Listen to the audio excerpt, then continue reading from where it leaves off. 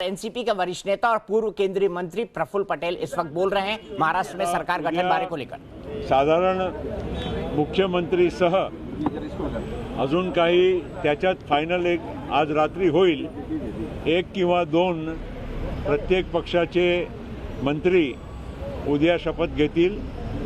त्याच्यानंतर विधानसभेच्या सत्र विश्वासदर्शक ठरावासाठी बोलवावं लागेल आणि बाकीची जे काही कारवाई आहे ते करून ते झाल्यावर, कारण राज्यपाल महोदयांनी मुख्यमंत्रीला मंत्रिमंडळात 3 डिसेंबरपर्यंत मुदत दिली आहे।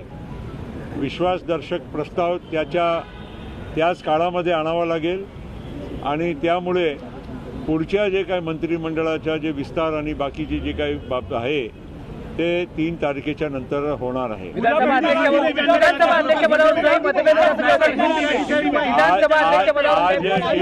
आज शिवसेना, कांग्रेस और राष्ट्रवादी कांग्रेस के सभी नेताओं की बैठक हुई, जिसमें माननीय उद्धव जी ठाकरे, माननीय शरद पवार जी और माननीय अहमद पटेल, मल्लिकार्जुन खड़गे जी, इन नेताओं के साथ तीनों पार्टियों के वरिष्ठ नेताओं की भी बैठक हुई और आने वाले कल मुख्यमंत्री की शपथ होने वाली है। उसके साथ साथ तीनों पार्टियों के मंत्री भी उस मंत्रिमंडल में जो शामिल होंगे उनकी भी शपथ होगी। कितने मंत्री अभी शपथ लेंगे वो आज रात को तय होगा, लेकिन साधारण 1 से 2 मंत्री सभी पार्टियों की ओर से शपथ लेने की संभावना है। उनके नाम आज देर रात तक वो तय होंगे और माननीय उद्धव जी ठाकरे जो मुख्यमंत्री होने वाले हैं उनके पास वो भेजे जाएंगे।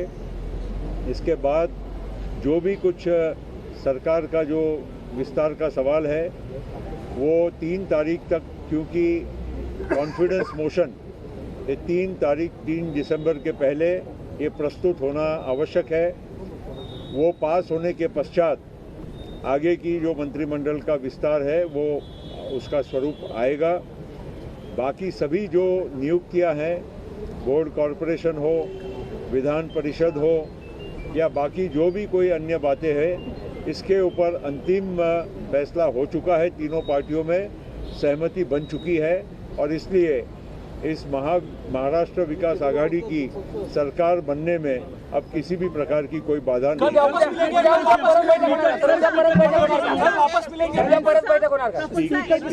एक मिनट स्पीकर के बारे में भी हमारी तीनों पार्टियों में आम सहमति बन चुकी है। कोई भी प्रकार की अब इसमें कोई गुंजाइश नहीं है कि क्या होगा नहीं होगा।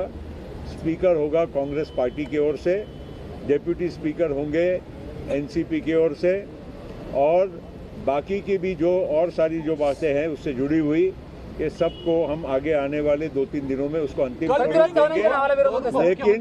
लेकिन उप मुख्यमंत्री के बारे में ये स्पष्ट है कि उप मुख्यमंत्री राष्ट्रवादी कांग्रेस पार्टी की ओर से एक ही उप मुख्यमंत्री रहेंगे। अजित पवार मंत्रिमंडळात असतील का? उद्याच्या मंत्रिमंडळात आमच्याकडून 2 नाव जाणार आहे आणि ते तुम्हाला लवकरच करणार आहे। हे थोडा सस्पेन्स राहू द्या, काही प्रॉब्लेम नाही। तुम्हाला सगळं एक 2-3 तासामध्ये क्लियर होणार आहे। 2-3 घंटे में पूरा पिक्चर क्लियर होगा, ऐसा प्रफुल्ल पटेल बात कर रहे हैं। Congress party deputy speaker will be from the NCP. The other positions, as I said, will be the ministries will be expanded after the 3rd of December when the vote of confidence is taken. And deputy chief minister will be one and will be from the NCP. अभी रुको थोड़ा, वो NCP के ओर से ये सब।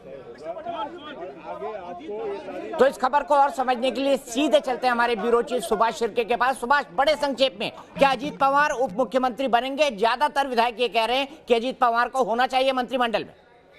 इसी बात को लेकर घमासान चल रही है एनसीपी में और इसी को यही कारण है कि ये जो वहां पे घोषणा जो है वो हो नहीं रही है।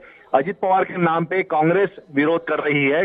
कांग्रेस का कहना है कि अजित पवार ने जिस तरह से ये कांड किया है उसको देखते हुए अजित पवार को उप मुख्यमंत्री ना बनाए, और यही बात वहां पे अटकी हुई है।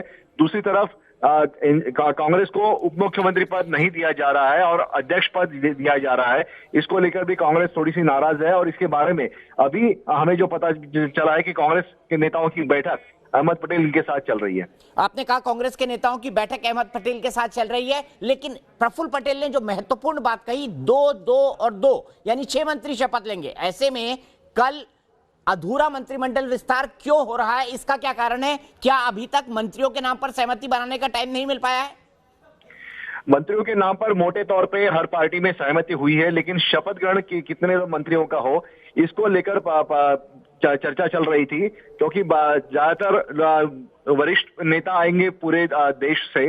ऐसे में पूरा 25 या 40 मंत्रियों का शपथ वहां पे लेना ये नामुमकिन होगा। इसके लिए शरद पवार ने सुबह ही कहा था कि हर पार्टी के 2-2 नेताओं की वहां पे शपथ ग्रहण हो जाए और उसके बाद वो प्रोग्राम जो है वो खत्म हो जाए, क्योंकि राज्यपाल और खुले में प्रोग्राम है। ऐसे में ज्यादा वहां पे समय लगाना ठीक नहीं होगा। ठीक है, आपने कहा अजीत पवार, लेकिन आपकी गट फीलिंग क्या कहती है सुभाष, इस मामले में एनसीपी जीतेगी या फिर कांग्रेस? क्योंकि एनसीपी चाहती है और खास तौर पर पवार परिवार चाहता है कि अजीत पवार उप मुख्यमंत्री बने। देखिए, मेरी जो जानकारी है, शरद पवार चाहते हैं कि जयंत पाटिल उप मुख्यमंत्री बने, क्योंकि उनका कहना है कि हर किसी को एक टर्म मिला है उप मुख्यमंत्री पद का। ऐसे में जयंत पाटिल और दिलीप वलसे पाटिल, ये सिर्फ 2 ऐसे नेता बचे हैं एनसीपी में जिनको उप मुख्यमंत्री पद नहीं मिला है। तो शरद पवार चाहते हैं कि वहां पे जयंत पाटिल बने, लेकिन अजित पवार को लेकर जो विधायक है वो आक्रामक है और वो अजित पवार का नाम चाहते हैं उप मुख्यमंत्री पद पे। तो चलिए देखते हैं, एक और खुलासा होना भी बाकी है इस पूरी महासमर के अंदर, इस पूरी महाभारत के अंदर। लेकिन सुभाष, जिस तरह से आप तमाम पूरी टीम ने रिपोर्टिंग की, इसके लिए और पल पल की जानकारी ली, हम आपसे आगे भी लेते रहेंगे। कल शपथ विधि पर भी नजर रखेंगे और आप हमें यह भी बताना कल सुबह से कि कौन कौन से बॉलीवुड और क्रिकेट जगत की वो तमाम लोग आएंगे जो मातोश्री दरबार के परमानेंट मेंबर है। फिलहाल के लिए बहुत बहुत शुक्रिया।